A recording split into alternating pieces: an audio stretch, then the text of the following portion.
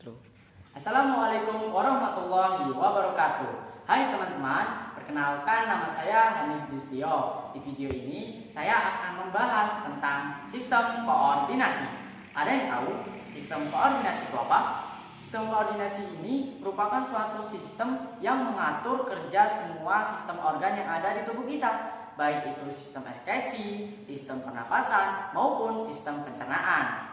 Sistem koordinasi ini juga disebut sebagai sistem regulasi loh. Sistem koordinasi dibagi menjadi 3 bagian, yaitu sistem saraf, sistem endokrin atau hormon, dan sistem indera. Dimana saya akan membahas dulu nih tentang sistem sarafnya. Sistem saraf merupakan suatu sistem organ yang paling unik. Kenapa? Karena tersusun dari jutaan sel-sel saraf yang berbentuk serabut dan saling terhubung antara sel saraf satu dengan sel saraf lainnya. Nah, di sistem saraf ini memiliki komponen utama loh, yaitu neuron dan neuroglia. Neuron ini nantinya akan berfungsi untuk menghantarkan impuls dan berfungsi untuk mengolah impuls, sedangkan neuroglia berfungsi untuk membantu kinerja neuron. Tetapi ingat, neuroglia ini tidak ikut serta dalam penghantaran impuls. Yang kedua, menutrisi neuron, dan yang ketiga, melindungi neuron. Nah, yang keempat, membuat nih serubung myelin, yang nantinya serubung myelin ini akan berfungsi untuk mempercepat penghantaran impuls. Itu adalah fungsi dari neuroglia. Kita bahas lanjut yuk tentang neuron nih. Neuron ini merupakan unit fungsionalnya sistem saraf. Neuron berbentuk serabut dengan panjang sekitar 39 inci. Nah, di neuron ini saling terhubung nih antara neuron satu dengan neuron lainnya, sehingga membentuk sinapsis yang kita sebut dengan sinapsis. Nah, neuron saya akan berikan struktur, bentuk, dan fungsi dalam neuron. Oke, nih. Let's go. Struktur dari neuron. Neuron dibagi menjadi 3 bagian, yaitu akson, dendrit, dan badan sel. Ini kita sebut dengan dendrit. Dendrit ini berfungsi untuk mendeteksi impuls ataupun menerima impuls. Kemudian impuls akan diantarkan menuju ke badan sel. Ini adalah badan sel. Di dalam badan sel terdapat inti selnya. Nih. Atau kita sebut nukleus. Inti sel ini nanti akan berfungsi untuk mengatur kinerja si sel sarafnya. Nah, setelah itu yang panjang ini apa? Yang panjang ini merupakan akson. Akson ini merupakan juluran panjang dari sitoplasma, sedangkan dendrit merupakan juluran pendek dari sitoplasma. Akson ini berfungsi untuk menghantarkan impuls, Ya, akan berfungsi untuk menghantarkan impuls. Loh, tapi kok ada nih selubung-selubung? Ini kita sebut dengan selubung myelin. Yang mana selubung myelin ini akan berfungsi untuk menutrisi akson, kemudian melindungi akson, dan membantu meregenerasi akson. Setelah itu, kok ada celah antara selubung myelin dengan selubung myelin lainnya? Ini kita sebut dengan nodus Ranvier.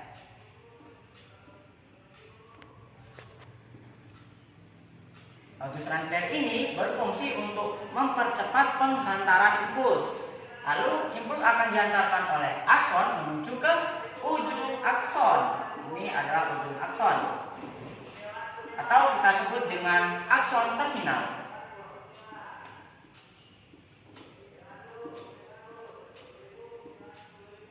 Di ujung akson terjadi nih, yaitu terjadinya mekanisme penghantaran impuls dari sel saraf satu menuju ke sel saraf lainnya, yang kita sebut dengan sinapsis. Nah, itu merupakan strukturnya. Sekarang kita berlanjut ke bentuk-bentuk neuronnya. Bentuk-bentuk neuron ini kita bagi menjadi 3 macam, yaitu yang pertama, gambar A ini kita sebut dengan multipolar. Multipolar. Kenapa kita sebut dengan multipolar? Karena dari badan sel ini keluar nih banyak juluran panjang, yaitu aksonnya, banyak akson, kemudian banyak nih dendritnya. Ini dendritnya banyak sekali dendritnya. Itu merupakan multipolar. Nah, yang gambar B nih, ini gambar B nih. Ini gambar B ini kita sebut dengan unipolar. Unipolar ini kenapa kita sebut begitu? Karena dari badan sel keluar nih satu juluran akson, dan tapi tanpa dendrit. Jadi di sini nih tidak ada dendrit dalam badan sel, gundul namanya. Nah, yang gambar C nih, gambar C ini kita sebut dengan bipolar. Dimana karena kita sebut dengan bipolar itu karena dari badan sel keluar nih dua juluran sitoplasma, yaitu terdapat 2 aksonnya. Nah, itu merupakan bentuk-bentuk dari neuronnya, bentuk macam-macamnya. Sekarang kita ke berdasarkan fungsi nih.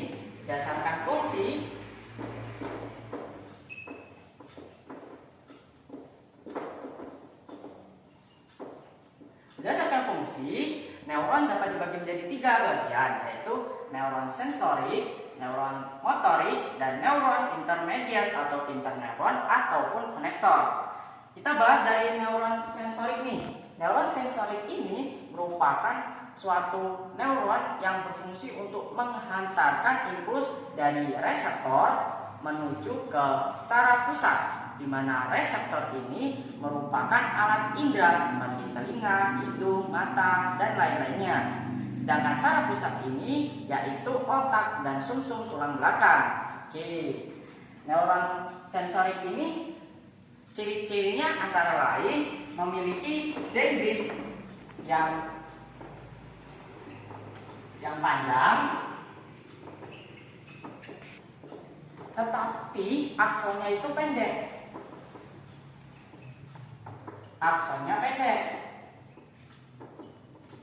Nah, kalau si neuron motorik nih, lanjut. Neuron motorik ini nantinya akan berfungsi sebagai penghantar impuls dari saraf pusat menuju ke efektor. Sedangkan efektor ini merupakan otot dan kelenjar. Nah, neuron motorik memiliki ciri-ciri, yaitu dendritnya pendek tetapi aksonnya panjang. Dendrit pendek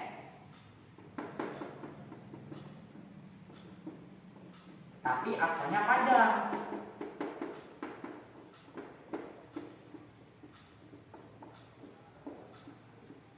Nah, yang ketiga nih, neuron intermediate, yaitu neuron yang berfungsi untuk menghubungkan antara neuron sensorik dengan neuron motorik.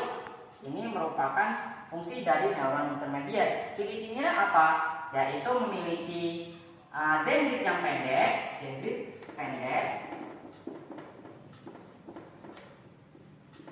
tetapi aksonnya itu memiliki 2, yaitu aksonnya memiliki panjang maupun pendek. Aksonnya panjang dan pendek. Nah, itu berdasarkan fungsinya.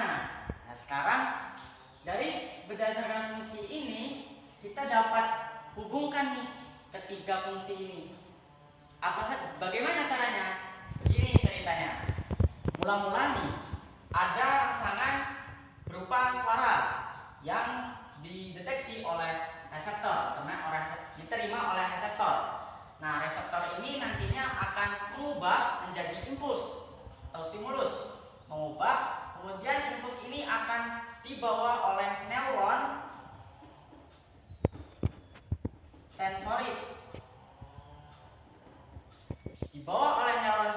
menuju ke neuron intermediate. Setelah itu sampai di neuron intermediate, si impuls akan diolah si impulsnya ini. Setelah diolah akan dihantarkan lagi ke dengan diantarkan oleh neuron motorik.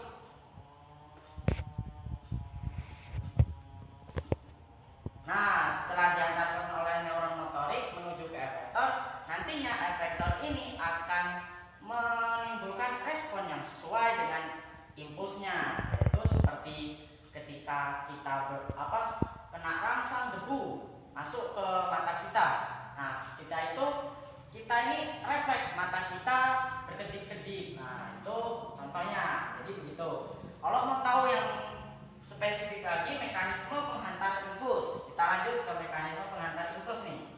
Mekanisme penghantar impuls ini dibagi menjadi dua bagian, yaitu akson dan sinapsis. Di mana akson ini memiliki 3 tahapan, yaitu tahap polarisasi, tahap depolarisasi, dan tahap repolarisasi. Yang pertama tahap repolarisasi. Pertama tahap polarisasi. Tahap polarisasi. Ini adalah tahap polarisasi. Yang perlu kalian tahu, di dalam akson maupun di luar akson ini terdapat banyak sekali ion-ionnya, antara lain ion klorin, ion kalium, dan ion natrium. Nah, ion Cl-, K+, dan Na+. Ini merupakan ion-ion yang berada di luar maupun di dalam. Nah, yang di luar merupakan ion-ion yang berpositif, berarti kalium dan natrium. Lebih banyak natrium dan kalium yang berada di luar membran sel akson ini. Tetapi ingat, ada juga nih yang klorin nih, ion klorin yang berada di luar, tetapi dia sedikit. Nah, yang di dalam kebalikannya, si ion klorin ini lebih banyak daripada ion K+ dan Na+-nya. Nah, jadi ini merupakan tahap polarisasi. Kalian tahu tahap polarisasi ini merupakan tahapan beristirahat, di mana sel saraf ini tidak bekerja. Artinya si sel saraf ini tidak ada rangsangannya. Jika ada rangsangan, tahapan ini berbeda lagi loh, yaitu tahap depolarisasi. Nih, yang ini merupakan tahap depolarisasi.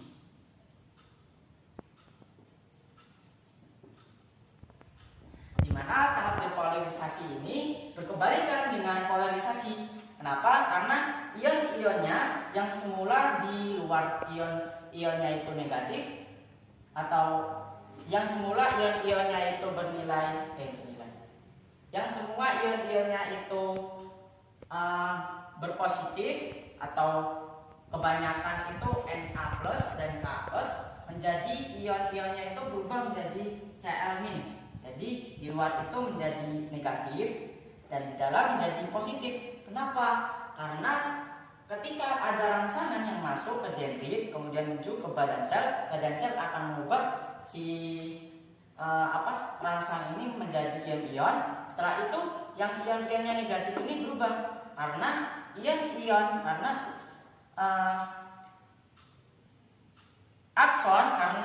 kutub akson ini akan membuka. Kutub akson akan membuka sehingga ion-ion yang ini Na+ ini, ion-ion yang positif akan masuk ke dalam. Ion-ion positif akan masuk ke dalam sehingga yang di dalam ion ini, ion-ion negatif ini bukan keluar loh, tapi masih ada, tapi sudah tercampur oleh ion-ion yang berpositif. Tetapi ion-ion yang positif ini akan lebih banyak daripada ion negatif sehingga akan menimbulkan yang di dalam ini ion-ionnya menjadi positif. Loh, yang di luar kok menjadi negatif? Iya, karena yang tadi itu ion yang positif ini akan masuk semua ke dalam. Ketika semuanya masuk ke dalam, maka ion-ionnya ini tinggal apa? Tinggal ion klorin, tinggal ion yang bernegatif, yang bernilai negatif. Nah, jadi berubah nih ion-ionnya negatif. Nah, sebelahnya kok berbeda dengan yang ini? Ya iya, karena yang di sini ini belum terjadi rangsangan, masih di sini rangsangannya. Nah, kalau rangsangannya sudah melewati, maka beda lagi tahapnya, yaitu tahap repolarisasi.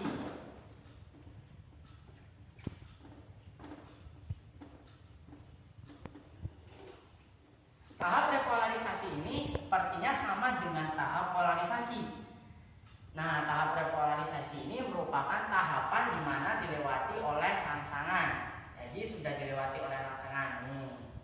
Ini sudah dilewati rangsangan, jadi ini rangsangannya berada di sini. Nah, itu merupakan mekanisme pengantar impuls, teman-teman. Sistem saraf dibagi menjadi dua, yaitu sistem saraf pusat dan sistem saraf tepi. Sistem saraf pusat ini dibagi lagi nih menjadi dua, yaitu otak dan sumsum tulang belakang. Kita bahas dulu yuk tentang otak. Otak dibagi lagi nih menjadi dua, yaitu korteks dan medula. Di mana korteks ini merupakan bagian luar otak, sedangkan medula bagian dalam otak. Nah, sekarang kita membahas lagi nih tentang otak besar atau cerebellum. Cerebellum ini dibagi lagi nih menjadi beberapa lobus, yaitu lobus frontal, kemudian lobus parietal, kemudian lobus occipital, kemudian lobus temporal.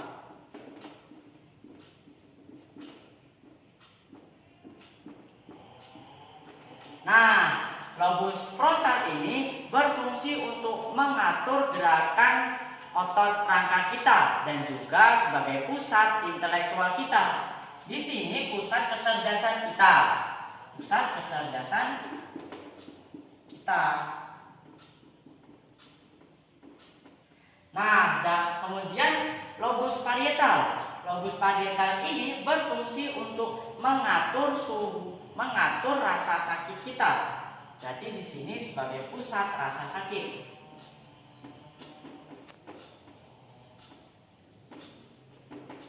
Jika kita merasakan sakit, entah sakit hati atau apa, mungkin di sini kalau sakit hati.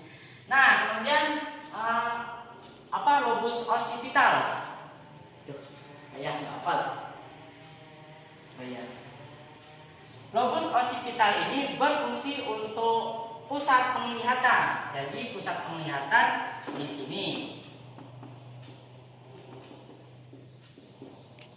Nah, yang terakhir adalah lobus temporal yang berfungsi sebagai pendengaran, pusat pendengaran. Nah, itu merupakan bagian-bagian dari otak. Nah, sekarang kita menuju ke otak depan atau diencephalon. Otak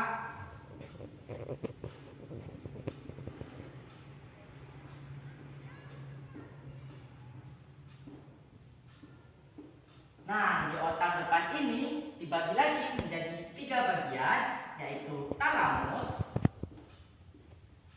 hipotalamus, dan hipofisis. Di mana talamus ini berfungsi untuk mengatur gerakan. Jadi ini berfungsi untuk mengatur gerakan. Sedangkan hipotalamus yang terletak di bawah talamus berfungsi untuk mengatur rasa sakit, mengatur suhu, kemudian rasa lapar maupun haus. Nah, itu fungsi dari hipotalamus. Sekarang fungsi dari hipofisis nih.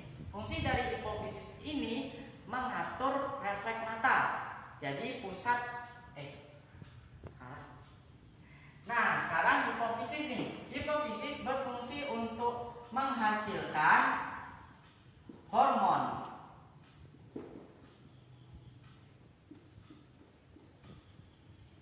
Nah, yang mana nanti di video selanjutnya kita akan membahas tentang hormon.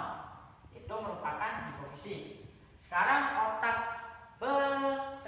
otak tengah nih. Otak tengah nama lainnya adalah mesencephalon. Otak tengah ini berfungsi untuk mengatur atau pusat penglihatan. Jadi kita mengatur mata kita seperti bola mata kita, kemudian kita berkedip dan lain-lainnya. Itu adalah otak tengah.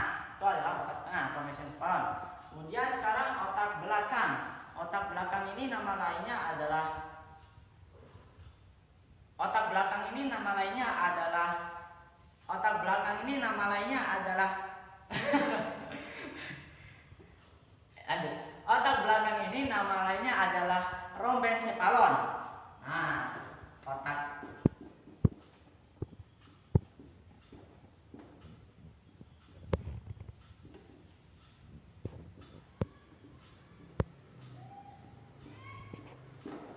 rhombencephalon ini atau otak belakang ini dibagi menjadi dua lagi nih. Otak belakang dibagi menjadi dua, yaitu otak kecil dan pons faroli. Nah, otak kecil ini nama lainnya adalah cerebellum. Sedangkan pons faroli ini juga disebut dengan jembatan farol. Otak kecil ini nantinya akan berfungsi sebagai pusat keseimbangan dan berfungsi sebagai gerakan mekanisme otot kita. Nah, otak kecil ini berfungsi sebagai pusat keseimbangan dan juga sebagai pusat koordinasi gerakan otot. Sedangkan pons faroli atau jembatan farol ini berfungsi untuk menghubungkan antara otak besar dengan otak kecil. Nah, itu merupakan fungsi-fungsi dari otak belakang. Sekarang lanjut ke sumsum lanjutan. Sumsum lanjutan ini merupakan nama lainnya yaitu sumsum lanjutan nama lainnya adalah medula oblongata. Untuk pusat gerak refleks atau yang berfungsi untuk pusat gerak refleks fisiologis seperti kita batuk dan bersin, itu merupakan yang mengatur adalah sumsum lanjutan. Sekarang lanjut nih, kita menuju ke bagian yang kedua yaitu sumsum tulang belakang.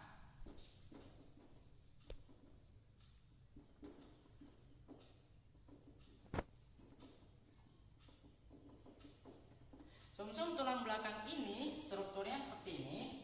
Ini merupakan sayap dorsal dan ini merupakan sayap sentrial.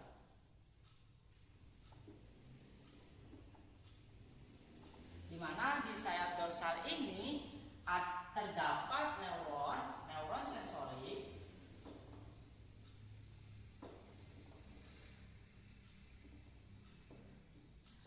dan si sayap dorsal ini juga memiliki badan sel. Nah, kemudian di sayap sentrial ini memiliki yaitu neuron motorik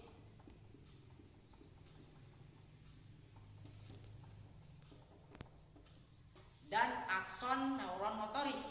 Nih. Dan akson neuron motorik. Kemudian mana nih yang menghubungkan antara neuron satu atau neuron sensorik dengan neuron motorik? Nih, ini merupakan penghubung dari kedua neuron tersebut, yaitu kita sebut dengan neuron intermediate. Nah, fungsi dari sumsum tulang belakang ini yaitu berfungsi untuk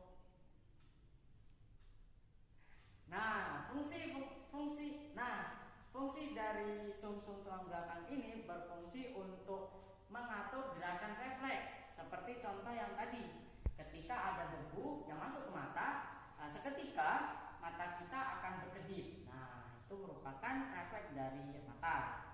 Oke, sekarang kita berlanjut ke bagian sistem saraf. Nah, sekarang kita berlanjut ke bagian saraf yang kedua, yaitu sistem saraf yang kedua, yaitu sistem saraf tepi.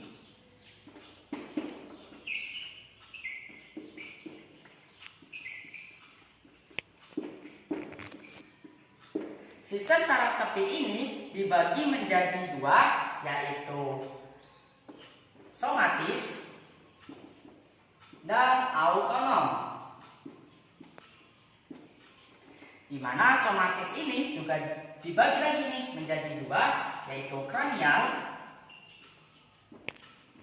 dan spinal. Sedangkan autonom dibagi lagi nih menjadi dua, yaitu parasimpatik, simpatik, dan parasimpatik. Nah, oke, sampai situ aja video dari saya. Terima kasih. Wassalamualaikum warahmatullahi wabarakatuh.